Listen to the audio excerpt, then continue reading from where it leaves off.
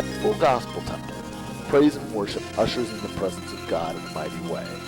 Lives are changed as Pastor Anderson preaches the uncompromising Word of God with power and authority. At Full Gospel Temple, there's something for everyone. Our numerous ministries are designed to meet the needs of your family. You'll enjoy the service while your children are ministered the Word of God in age-appropriate classes under the supervision of seasoned teachers. Sunday evening features special classes for adults and children alike. At Full Gospel Temple, there's a special place for you, for everyone. We'll be looking for you this Sunday at 11 a.m. Don't wait. Come and partake of the blessings and see what God has reserved for you.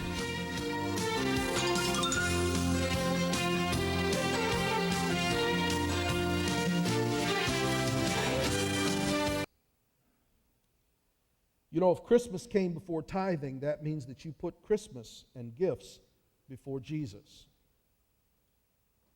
Just thought I'd drop that in there.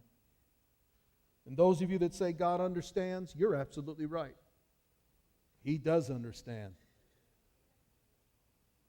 And He is not being tricked.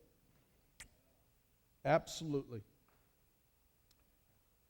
Well, the Lord has given me a word for this church. On our watch night service, many of you were not able to be here. And I gave that word. God had put that word in my heart for the whole congregation, and I felt Him impressed upon me to share it with you again this morning, hoping that more of you would hear what God had to say to us and what His word for us was for this coming year. And so I'm going to share this with you again this morning.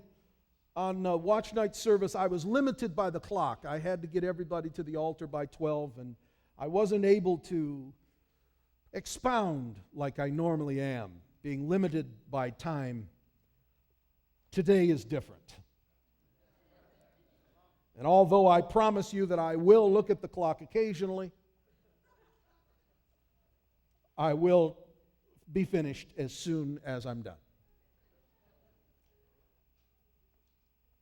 First of all, let me read for your hearing 2 Timothy chapter 3, because it's so appropriate to be read over and over again. This know also,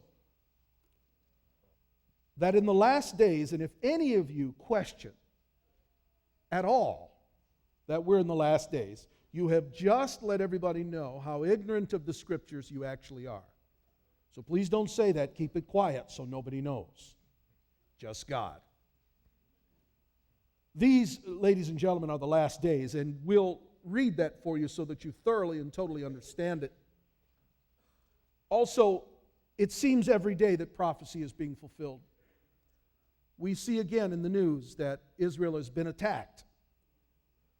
And for months, over 80 rockets have been shot into Israel and have exploded and killed civilians. Now what you're hearing on the news is how mean Israel is. And they're rioting and celebrating in the streets, talking about how horrible the Zionists are. And no one is saying, what should they have done? Continue to allow themselves to be rocketed and bombed until the Arab nation has exactly what they want, and that's the annihilation of Israel? I know you're not hearing that. For those of you that only listen to the news, branded one particular way. And I've heard of all of this, and I see that Israel again is rising up to defend herself, to go after terrorists who, listen to me, ladies and gentlemen, who purposely implant themselves in areas where civilians are, hoping that that is going to cause nations not to attack them for fear of the public reprisal of innocent people being murdered. Now you tell me who's at fault here, ladies and gentlemen. A terrorist who stands next to a civilian and tempts the world and says, you can't touch me. I'm going to continue to destroy you, but you can't touch me, because if you hurt this civilian that I've attached myself to, the world will hate you. Now, who's the real criminal here?